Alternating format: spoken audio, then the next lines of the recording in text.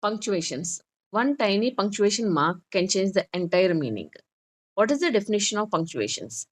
Punctuations refers to the marks or symbols used in writing to separate words, phrases, clauses, and sentences, and to make the meaning, structure, and expression very clear. That we call it as punctuations. There are different types of punctuations. Punctuation marks are like traffic signals on the road of language. They tell the reader when to stop, when to slow down, when to pause, and when to continue. Without punctuation, words may run into one another, just as vehicle would create confusion without traffic signals. See the examples. There are two different examples, but the words are same, punctuation marks are different. In the first sentence, the phrase without her man is placed between two commas. It tells us the condition. If a woman is without her man, she is nothing.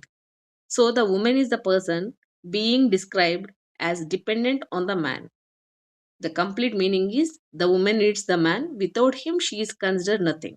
In the second sentence, the punctuation changes everything. The exclamation marks makes a woman a separate, strong, emphasized word. Without her, man is nothing. So the person being described as dependent is now man. The meaning is the man needs the woman, without her, he is considered nothing. Let's see one more example. Here, the comma after stop separates the command stop from not hang him. So the speaker wants the action to stop and does not want the person to be hanged. In the second sentence, stop not hang him means don't stop, hang him. Here the stop not means don't stop. So the speaker wants the action to continue and wants him to be hanged. Thus the position of one comma changes the entire meaning of the sentence. There are three classifications of punctuations based on where the punctuation mark is used. First one, end punctuations. Punctuation marks used at the end of a sentence. And the second one is internal punctuations. Punctuation marks used inside a sentence to separate, connect, or clarify parts of the sentence. And the third one is the word punctuations. Punctuation marks used within or between words to show relationship between words or parts of words. Now we should discuss one by one in detailed way. First one is the end punctuations. The end punctuations divide into three: full stop, question mark, exclamation mark. First one, end punctuations. In that we will discuss full stop. Full stop is also known as period. It is a punctuation mark used mainly at the end of a complete sentence. It tells the reader that the thought or statement has come to an end.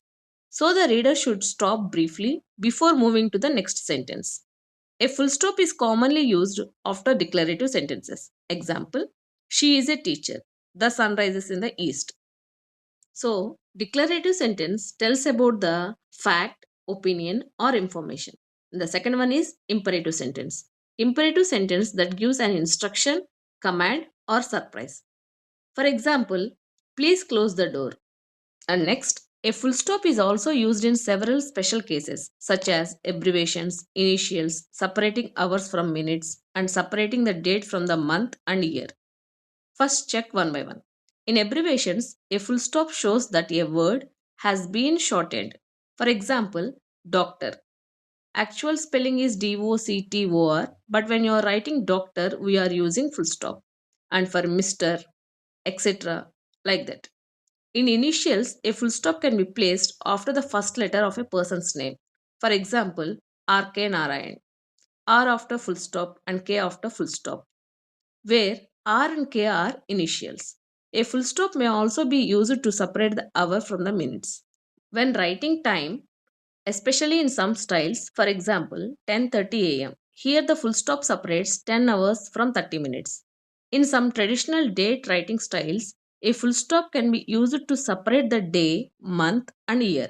For example, 16 day, 8 month, and 2026 year. Thus, the full stop is not used only to end sentences, it can also help separate or identify shortened forms and parts of numerical information. Full stops are omitted. It means not used. A full stop is generally not used in acronyms because an acronym is treated as a complete word formed from the initial letters of several words. Example, NASA. You are not at all reading NASA. You are reading as a complete word, that is NASA. In the same way, UNESCO. The important difference between initials and acronym. The initials are individual shortened letters, while an acronym functions as one word. So, full stops are normally omitted in acronyms. When capital letters are used as a short form of one word, we usually do not use full stops. For example, TB means television, TB means tuberculosis. Here, T and V do not stand for two separate words, they together make a short form of one word. In newspaper headlines, full stops are generally not used because headlines are written in a short and compact form. The headline itself is treated as a complete message, so there is no need to put a full stop at the end. Example: Government announces new education policy. One more example: India wins the match. So these are the headlines of the newspaper, so we should not use full stop at the end of the sentence. In coming videos, we will discuss the remaining part of the end punctuations. Those are question mark and exclamatory mark. Follow for more.